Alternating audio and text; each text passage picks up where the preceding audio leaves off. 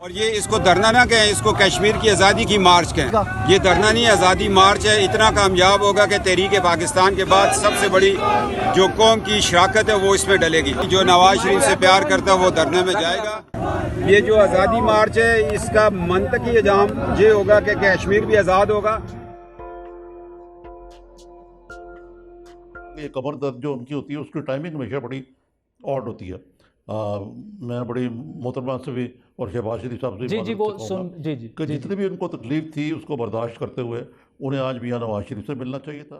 उन्होंने आज मियाँ नवाज शरीफ साहब को चीज़ें पहुंचा दी, ठीक। पार्टी की तमाम आरा पहुंचा दी, और जो फैसला उनकी राय मुख्तलिफ हो सकती है, उनका नुक्ता नज़र मुख्तलिफ हो सकता है, लेकिन जो फैसला है हतमी वो खुद भी ऐलान कर चुके हैं कि वो नवाज शरीफ साहब करेंगे।